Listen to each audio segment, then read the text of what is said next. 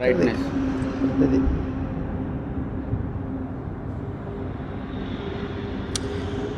नमस्कार, मी प्रभाकर लोंढे, खडतार प्रवास वर्तमानपत्राचा तथा खडतार प्रवास यूट्यूब चॅनलचा मुख्य संपादक.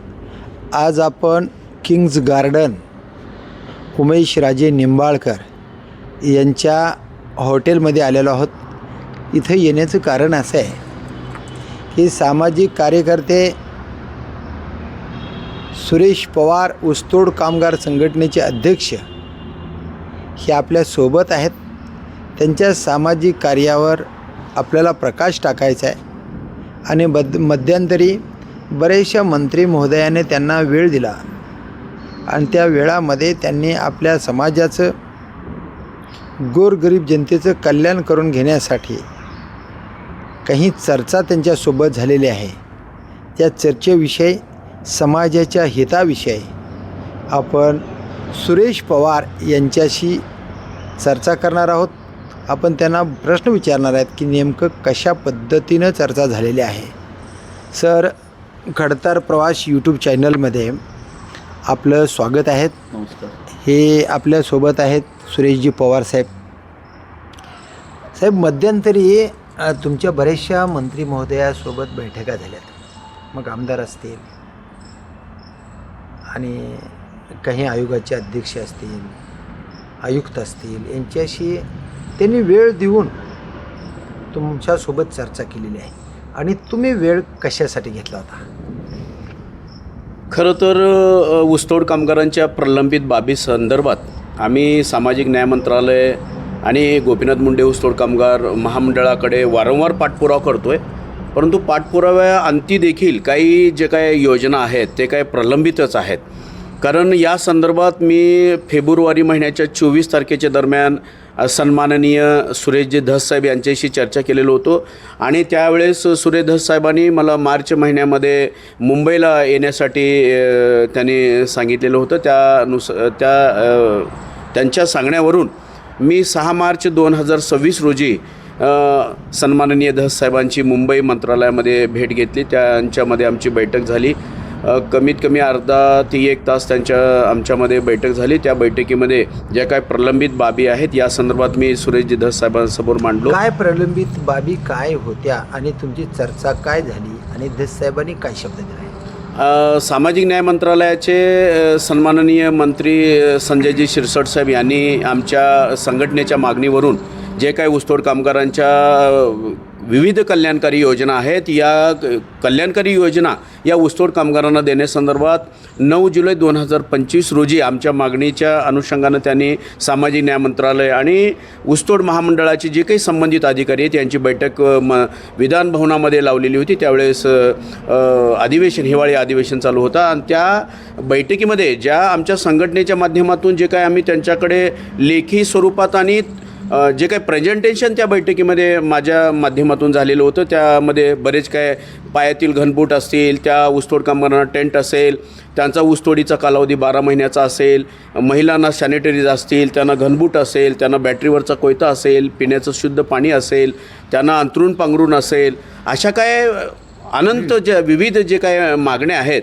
त्या मागण्याच्या संदर्भात आणि वसतिगृह आहेत मुंबई पुण्यासारख्या आणि लातूर औरंगाबादसारख्या ठिकाणी त्यांनी वसतिगृहाला आमच्या मागणीनुसार मंजुरी दिली. परंतु अद्यापही त्या मंजुरी पत्राद्वारे मंजुरी दिली का शब्द दिला तुम्हाला? जे काही बैठक झाली त्या बैठकीच्या अनुषंगानं इतिवृत्त देखील झालेली आहे आणि इतिवृत्ताच्या माध्यमातून त्या ज्या काही आमच्या मागण्या होत्या मंजुरी दिलेल्या आहेत. परंतु विषय असा आहे त्या इतिवृत्तेप्रमाणे जे काही योजनानिहाय शासन निर्णय पारित व्हायला पाहिजे होतं अद्यापही त्या मागणीनुसार आणि त्या बैठकीनुसार शासन निर्णय पारित झालेला नाही. तुम्हाला अजून काय धस साहेबांनी शब्द दिला आहे का? कारण दिलेले जे शब्द आहेत ते शब्द अजून पूर्ण झाले नाही, तसं अधिकृत पत्र काढलेलं नाही. तर पुढं काय शब्द दिला का? सन्माननीय धस साहेबांनी त्या बैठकीमध्ये ज्या काय योजनेसंदर्भात प्रलंबित योजना आहेत या त्यांच्यासमोर मी मांडलेलं होतं. या योजनेसंदर्भात सन्माननीय महाराष्ट्र राज्याचे मुख्यमंत्री देवेंद्रजी फडणवीस साहेब यांच्यासोबत देखील भविष्यात ते बैठक लावणार आहेत आणि बैठकीमध्ये ज्या काही प्रलंबित बाबी आहेत त्याच्यावर देखील चर्चा होणार आहेत. या आणि महाराष्ट्रातील ऊसतोड कामगारांना लवकरात लवकर ह्या योजना मिळवून देण्यासाठी देखील आदरणीय धस साहेबांनी आम्हाला शब्द दिलेला आहे. मध्यंतरी तुम्ही चाकणकर महिला आयोगाच्या अध्यक्षा यांनासुद्धा भेटलात असं कळत आहे. नेमकं त्यांच्यासोबत कोणत्या विषयावर चर्चा झाली? आता काल महिला आयोगांच्या महाराष्ट्र राज्यांचे जे काही अध्यक्ष रुपालीताई चाकणकर मॅडम आहेत, त्यांनी 18 मार्च 2026 रोजी कालच पुण्यामध्ये बैठक लावलेली होती आणि पश्चिम महाराष्ट्रातले सर्वच विभागाचे त्या ठिकाणी आरोग्य संचालक असतील, पोलीस संचालक साहेब असतील किंवा महसूल विभागाचे जे कोणी विभागीय आयुक्त साहेब असतील किंवा प्रत्येक विभागाचे जे काही ऊसतोड कामगारांचे जे काही संलग्नित विषय ज्या ज्या विभागाकडे येतात त्या विभागाचे सर्वच त्या ठिकाणी अधिकारी उपस्थित होते आणि आमच्या संघटनेचे प्रतिनिधी होते आणि त्याच प्रकारे जे काही समाज कल्याण आयुक्त दीपा मुधोळ मॅडम आहेत ते आत्ता सध्या महामंडळाचे व्यवस्थापक संचालक म्हणून त्यांची नियुक्ती करण्यात आलेली आहे, ते देखील त्या ठिकाणी उपस्थित होते. आणि रुपालीताई चाकणकर मॅडमनी विशेष म्हणजे जे काही ऊसतोड महिला कामगार आहेत यांच्या संरक्षणाच्या माध्यमातून, त्यांच्या आरोग्याच्या माध्यमातून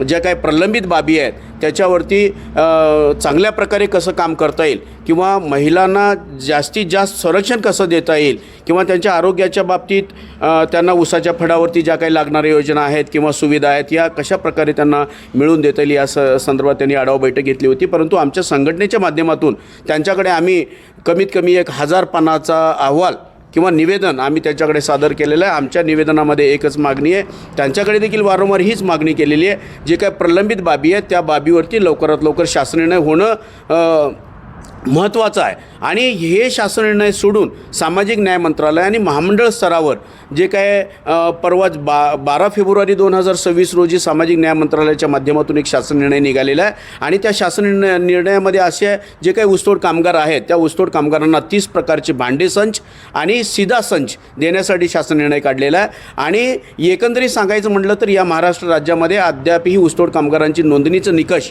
पूर्ण झालेली नाही आणि आमचा त्या योजनेला किंवा त्या शासन निर्णयाचं स्वागतच आहे. परंतु त्या शासन निर्णयामध्ये अशी अट आहे, पहिल्या टप्प्यामध्ये 1 लाख ऊसतोड कामगारांना ही राशनचं शिधासंच आणि भांड्याचं संच वाटपाचं निर्णय त्याच्यामध्ये आहे आणि दुसऱ्या टप्प्यामध्ये 3 लाख ऊसतोड कामगारांना ही वाटपाचं निर्णय त्याच्यामध्ये असल्यामुळं या गोष्टीला आमच्या संघटनेचा निश्चितच विरोध आहे. कारण का पुढच्या येणाऱ्या गाळप हंगामामध्ये एकतर 26-27 जो पुढचा जो येणारा गाळप हंगाम आहे, या गाळप हंगामामध्ये जर कारखाना स्तरावरती ऊसतोडीच्या फडावर जेवढे काही लोक ऊसतोडीला कार्यरत असतात या कार्यरत असणाऱ्या लोकांना सरसगट जर योजना दिली तर हे फायद्याचं होणार आहे. अन्यथा जे 1 लाखाचा जो काय त्यांनी जे शासन निर्णय काढलेला आहे या 1 लाखाच्या योजनेला आमचं 100% विरोध असणार. तर तुम्ही काही नोंदी केल्यात असं म्हणतात, तुमच्या नोंदीची प्रक्रिया कशी असावी? ऊसतोड कामगार समजा एखाद्या कारखान्यावर गेलेत, त्या कारखान्यावर आपले ऊसतोड कामगार किती आहेत, याच्या नोंदी कशा आहेत, त्याचा विमा काढला आहे का, जर एखादा उमेदवार दगावला गेला तर त्याला काय फॅसिलिटी मिळाल्या पाहिजेत, या विषयावर चाकणकर मॅडमच्या सोबत आणि दीपा मुधोळ मॅडमच्या सोबत काही चर्चा झालेली आहे का? एकंदरीत साखर कारखाना प्रशासनाकडून अलीकडच्या काळामध्ये जे काही ऊसतोडीला कामगार त्यांच्या अंतर्गत ऊसतोडीला जातात, अलीकडच्या काळामध्ये तर कारखाना प्रशासन त्यांची नोंदी घेण्याचं टाळतो आहे किंवा त्या ऊसतोड कामगारांची रीतसर त्यांना जो काही विमा भरावा लागतो ती विमा भरण्याचं देखील टाळत आहेत. बरेचसे ऊसतोड कामगार काही कारखान्यावरती मयत आहेत, परंतु त्या कारखाना प्रशासनाची ज्यावेळेस आम्ही संपर्क करतो त्यावेळेस कारखाना प्रशासनाकडून असं ऐकावयास मिळतं की हे ऊसतोड कामगार उशिरा आलेले आहेत, यांची नोंदणी आमच्या कारखान्याकडे नाही, त्याच्यामुळं आम्ही यांचं विमा उतरवलं नाही. अशा प्रकारच्या म्हणजे ऊसतोड कामगारांना एकंदरीत फायद्याच्या या कारखाना प्रशासनाच्या माध्यमातून होत नाही. परंतु असं मला सांगायचे, कारखाना प्रशासनाला ज्या वेळेस आपल्या अंतर्गत ऊसतोड कामगार ऊसतोडीला येतात त्यांची रीतसर कारखान्याकडे नोंदणी व्हायला पाहिजे, त्यांचा रीतसर विमा उतरवला पाहिजे, जेणेकरून त्यांना काय जर त्यांचा अपघात झालं तर त्या कारखाना प्रशासनाकडून त्यांना आर्थिक मदत मिळू शकते. तर महाराष्ट्राची नोंदणी म्हणून तुमची रजिस्टर्ड संघटना आहे, तुमच्याकडं महाराष्ट्रातल्या किती कामगाराच्या नोंदी आहेत असं काय तुम्ही नोंदी घेतल्यात का वैयक्तिक तुमच्या संघटनेच्या माध्यमातून, की जेणेकरून महाराष्ट्र सरकार नोंदी घ्यायला चुकत आहे पण आमच्याकडे एवढ्या नोंदी आहेत आणि आमच्याकडे एवढ्या नोंदी असताना तुमच्या नोंदी एवढ्या कमी आहेत आणि कमी नोंदी असून जर आमचा एखादा माणूस दगावला, आमच्या अडचणी आल्या, तर तो प्रश्न सॉल्व करण्यासाठी महाराष्ट्र सरकार कशा पद्धतीनं हा प्रश्न आमचा सॉल्व करणार आहे असा प्रश्न तुम्हाला विचारता येईल. तशा पद्धतीनं तुमच्याकडे काही नोंदी आहेत का? एकंदरीत कसं आहे, पाठीमागच्या काळामध्ये सामाजिक न्याय मंत्रालयाच्या माध्यमातून जे काही शासन निर्णय 2021मध्ये झालेला होता, त्या शासन निर्णयामध्ये ग्रामसेवकांच्या माध्यमातून नोंदणीकरणाचा आदेश होता. परंतु ग्रामसेवकच्या संघटनेनं या नोंदणी प्रक्रियेवरती बहिष्कार टाकला.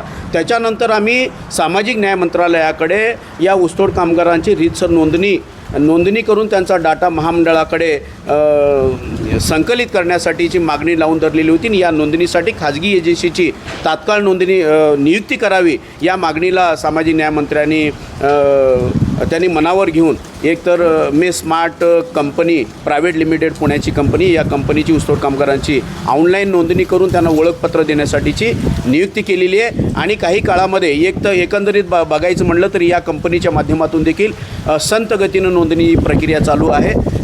आतापर्यंत या ऊसतोड कामगारांच्या नोंदणी होणं अपेक्षित होतं, परंतु माझ्या मते पुढच्या येणाऱ्या गाळप हंगामामध्ये ऑक्टोबरपर्यंत जर ऊसतोड कामगारांची नोंदणी जर झाली तरी देखील या ऊसतोड कामगारांचा मोठा फायदा होणार आहे. तुम्ही ज्या जिल्ह्यामध्ये काम करता तो धाराशिव जिल्हा आहे. या धाराशिव जिल्ह्यामध्ये विविध आलेले संकट, तुमच्या ऊसतोडीच्या कामगारावर आलेले संकट, तुम्ही ते निपटारा केला त्या संकटाचा बऱ्यापैकी आणि लोकांना न्यायसुद्धा मिळवून दिला.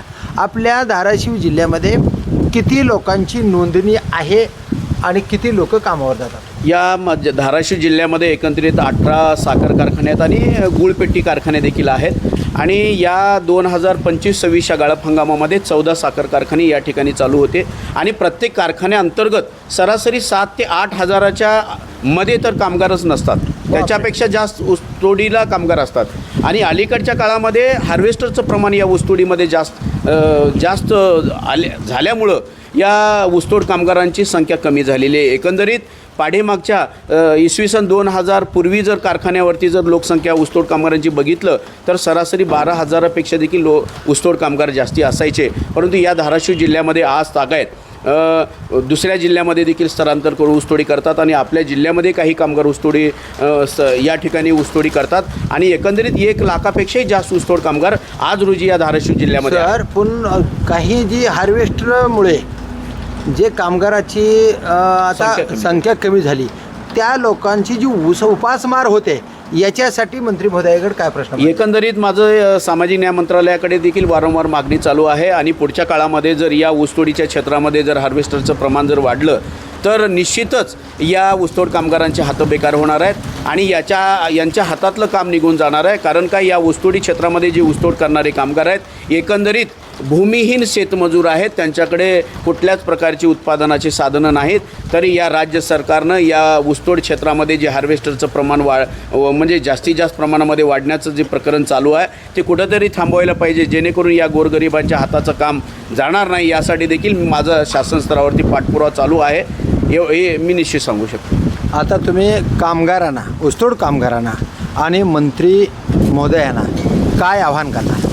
मी एकंदरीत 12 मार्च 2026 रोजी आदरणीय समाज कल्याण आयुक्त मॅडम दीपा मुदोळ मुंडे मॅडम त्यांची महामंडळाच्या संचालकीय व्यवस्थापक पदावरती नियुक्ती झालेली आहे आणि त्यांच्याबरोबर आमची 12 मार्च रोजी बैठक झाली आणि त्या बैठकीमध्ये जे काय प्रलंबित शासन निर्णय आहे 9 जुलै 2025 रोजी जे काय बैठकीमध्ये प्रलंबित शासन निर्णय राहिलेला आहे त्या मागणीनुसार, त्या मागणीवर जी काही मंजुरी संजयजी शिरसाट साहेब यांनी दिलेली आहे त्या मंजुरी निहाय शासन निर्णय काढण्यावरती आम्ही ठाम आहेत आणि जोपर्यंत हा शासन निर्णय निघणार नाही तोपर्यंत आम्ही समाधान नाहीत. आणि पुनश्च एकदा मी सामाजिक न्याय मंत्री संजयजी शिरसाट साहेब यांना कळकळीची विनंती करतो, आपल्या विभागाकडून 12 फेब्रुवारी 2026 रोजी जो काही शासन निर्णय निघालेला आहे, भांड्यासाठी निघालेला आहे आणि शिधासंचसाठी निघालेला आहे, हे इतकं फायदेमंद ही योजना नाही.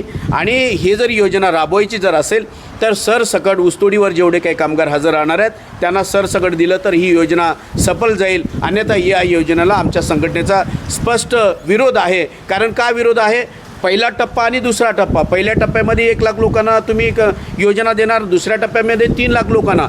या महाराष्ट्र राज्यामध्ये एकंदरीत पाहिलं तर 15 लाख ऊसतोड कामगार आहेत आणि इतर ऊसतोड कामगारामध्ये भांडणं लावण्याचं काम होईल. आणि ही योजना एवढं महत्त्वाची योजना नाही. महत्त्वाच्या योजनेत वसतिगृह आहेत, त्यांच्या पायामध्ये घनबूट आहेत, त्यांना टेंट राहायला दिलं पाहिजे. 12 महिन्याचा ऊसतोडीचा कालावधी केलं पाहिजे. आणि ज्या ज्या ठिकाणी मुंबई, पुणे, लातूर, छत्रपती संभाजीनगर या ठिकाणी जे काही वसतिगृह दिलेले आहेत ते वसतिगृहांना लवकरात लवकर ते कार्यरत केलं पाहिजे. आणि या ऊसतोड कामगारांची महत्त्वाचा मुद्दा म्हणजे जे काही ऊसतोड काम या सामाजिक न्याय मंत्रालयाच्या माध्यमातून अपघातामध्येच मयतांना 5 लाख रुपयाचा सानुग्रह अनुदान त्यांच्या कुटुंबाला दिलं जातो. परंतु कोणत्याही घटनेमध्ये ऊसतोड कामगार हा अपघातामध्येच मरण पावू शकत नाही. ऊसतोडीच्या कालावधीमध्ये एकतर उष्णतेमध्ये उन्हामध्ये हा ऊसतोड कामगार गाढव मेहनत करतो. ऊसतोडी करत असताना देखील अटॅक येऊन त्या ठिकाणी मरतात. आणि दिवसभर काम करायचं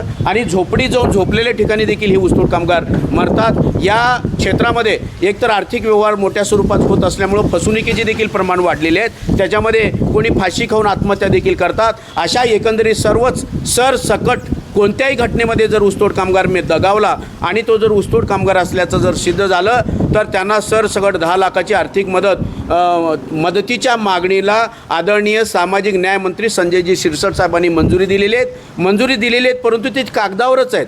त्या मंजुरीप्रमाणे शासन निघालं पाहिजे आणि त्या मैतांच्या कुटुंबांना आर्थिक मदत दिली पाहिजे.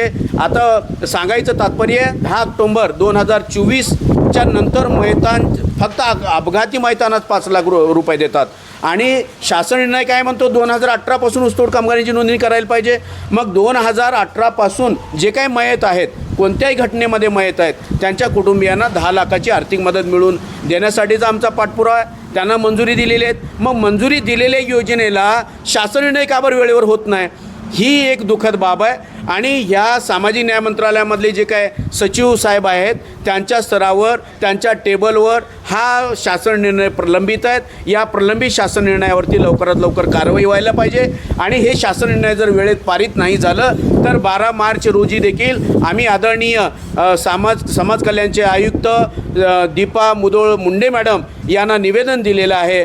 29 एप्रिल 2026पर्यंत या मंजुरीप्रमाणे शासन निर्णय जर वेळेवर नाही निघालं तर मैतांचे जेवढे काय विधवा माता भगिनी आहेत आणि जे काय कोणी पुरुष मंडळी आहेत त्यांच्या कुटुंबातील जे कोणी सभासद आहेत यांना सोबत घेऊन महामंडळाच्या कार्यालयासमोर 30 एप्रिल 2026 ते कामगार दिनानिमित्त 1 मे 2026पर्यंत अशा 2 दिवसाचा आमचा उपोषण आहे.